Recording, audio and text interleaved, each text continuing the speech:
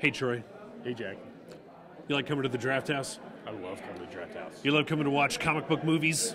Yeah. That's exactly what we just did. Another edition of Talk Nerdy to Me here at the Alamo Draft House in El Paso, Texas. Montecillo starts Oh, it's my line?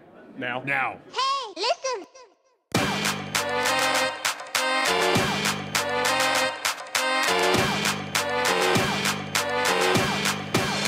Get nerdy with me. Tell me what game that you get on.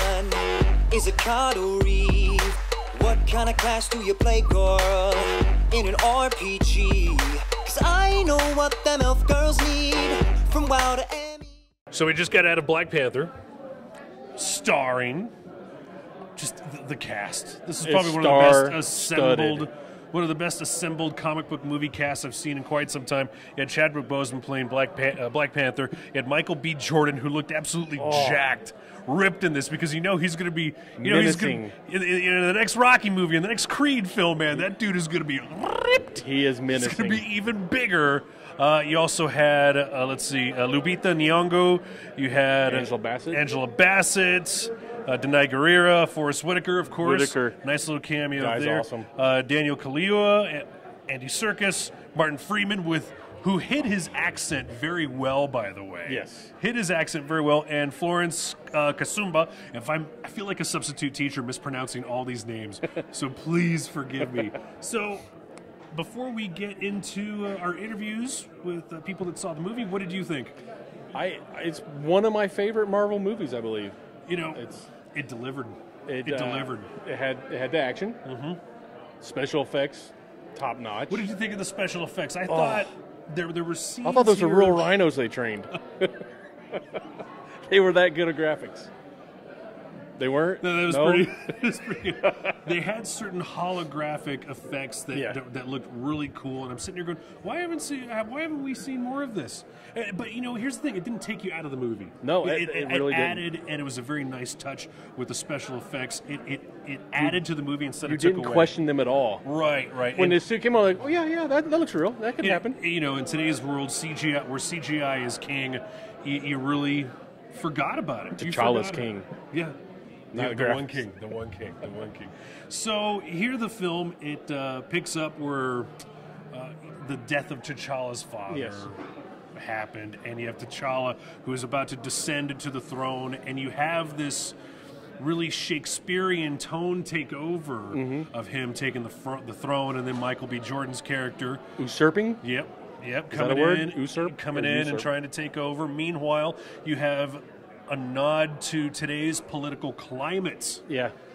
Definitely. And that was very noticeable. Again, very tasteful the way that they did it. So you're getting... It wasn't overbearing political comment. It wasn't very overbearing. So with this Marvel formula, they added, again, something very important here, and that was of today's political climate.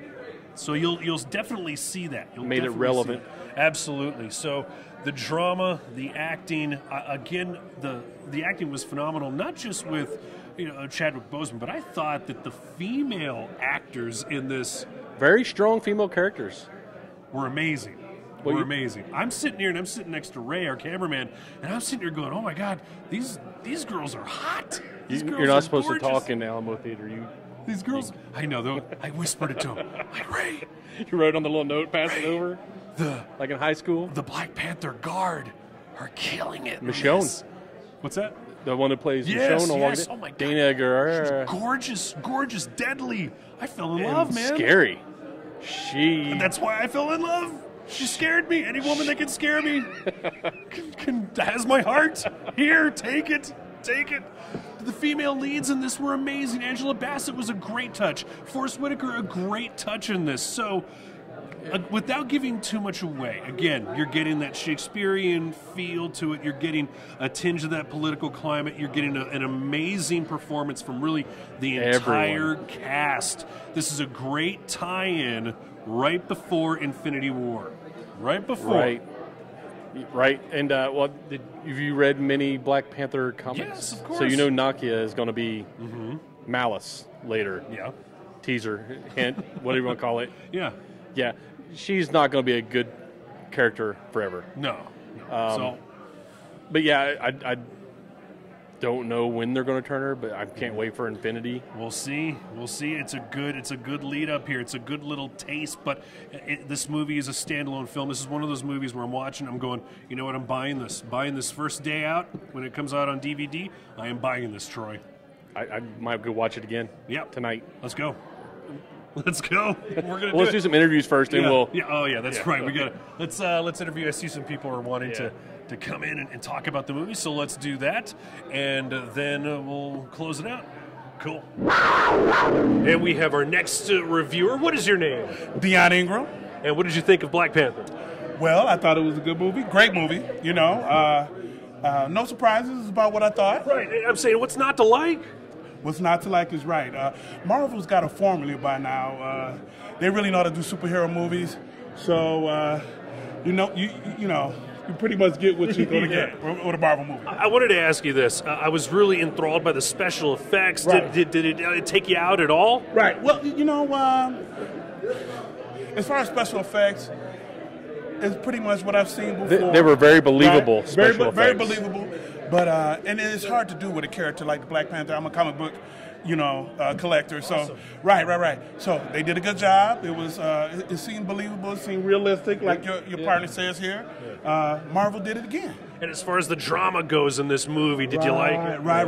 Well, with Marvel Comics, I think that it's easier to do the drama. You got the family strife, the drama, because Marvel Comics just have a lot of relatable things like that. They got a good ebb and flow. Absolutely. I noticed they did tone down the comedy in this one. They did tone it. It seemed a little more serious. Yeah, there was a few funny moments, but not like Thor Ragnarok or their other another previous excellent movies. movie. Yes. But I think this was an origin story, so maybe they weren't going for the comedy on this one. The next one they might have a comedy. And I would have. The only thing I would have liked to see another character from another movie.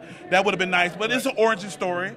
Great job. And lastly, what about the action? The action. The action was incredible. Now, you won't get bored. It was over 2 hours, but I usually might nod off for a couple minutes, but I didn't get bored, man. I did a preview for this. If you don't mind me doing a plug, Plug it. Yeah. I have a podcast, Modi's podcast. Check me out on Say your name. And let's talk about it. Okay, well, I'm Dion Ingram, and I'm a co-host of Modi's podcast with my partner, Maurice Taylor. We did a preview of this Black Panther movie. We're big comic book fans, so I should be a little better at this than I am, but I thank you guys for letting me plug. Well, we would love to see you at El Paso Comic Con. We will definitely be there. I think it's in April, right? He's running it. I'm pretty sure it is. Wow, He's running it. You know what? You know why I know that? Because I bought a couple comic books today. I'm going back to my childhood. What's your name? Troy. Troy. And I'm Jack. Well, I got two friends here. Any comic book? That's right. Any comic book? One of us. Friends of mine. You're one of us. Yes. That's why he came to us. Oh, we got another. We got somebody else you might want to interview. So we'll get to that. Okay. Thank you very much. Yes, All thank right. you. Nice All meeting right. you guys. Likewise. What is your name? My name's Amber. And what did you think of the movie, Amber? I loved it. Loved it. Big ol' L, huh? Yes. Yeah. And well, what's not to love, huh? Nothing. You like the whole thing. So favorite part. Spoiler alert, just in case. Well, surprisingly enough, it actually wasn't the movie. It was Alamo's having him tell everybody to not touch their cell phones. Here at the Alamo Draft House. That's kind of a spoiler still. You had Chadwick Boseman say, I'm watching you, and then stay until the very, very end, even till after the last, little Easter egg that Marvel does right at the end of the credits. So, really, you like that, huh? I thought it was clever. It was cute. Clever. It was cute. Because it shows that people who are watching the Marvel movies actually stay all the way to the end. If you don't stay all the way to the end, you don't get the awesomeness. Isn't it crazy that, whenever you're watching a movie, you still see people leave during a Marvel film? That's exactly what we were talking about. I'm sitting there, do they not know Marvel movies? Right. So, again, you dug it. Yes. All right. On a scale from a 1 to a 10. I'd have to say a 9. Pretty big score. So Needed more shirtless guys. Yeah. I think that would have pushed it to Michael 10. B. Jordan, man, he was ripped. Thank you very much. Cool. So there you have it. Like the last person that we interviewed, Marvel does have a formula, but it is a formula that has worked time and time and time again. And this is the type of film where they've added things to it that did not hinder the film. It only made it better. No, yeah, like I said, if it's not broke, why fix it? Yeah. They've proven time and again that their formula works. I was excited from start to finish. You're going to get a nice little treat here at the Alamo Drafthouse from actor Chadwick Boseman, who, if you're familiar with watching a movie here at the Alamo Drafthouse, they jokingly tell you to please be quiet, and then they get serious. It's no joke. They really mean it. Don't talk. So you're going to get a little something from Chadwick Boseman. Yes. Stay till the very before end. and after. You're going to get a little something. All right. This is the movie that keeps on giving, especially here at the Draft House. Yes. I'm going to have to go see my doctor now. So anyway, a big thanks. It's not contagious, is it? Only if you want it to be. A big thanks to the Alamo Drafthouse, El Paso, Montecillo, for housing us, letting us see this movie. You can always click like, subscribe, check us out, Talk Nerdy to Me. You can follow us through Facebook, YouTube, Stitcher, Twitch. Google Play, the El Paso Herald Post, of course. So if you want more Talk Nerdy to Me, we're easy to find. Click like, subscribe. A big thank you to the viewers out there. So, and to Raywork Productions. Yeah, I'm like, who are you pointing at? I'm like, it's hard to see with the Who are you lights on pointing us, at? but he's right over there. All right. Thank you to the Alamo Drafthouse. Troy, it's been a pleasure. Pleasure's all mine. Another edition of Talk Nerdy to Me. Let's end it. I'm Jack Lutz. Troy Segner. Good night. Sleep tight. Hey, listen!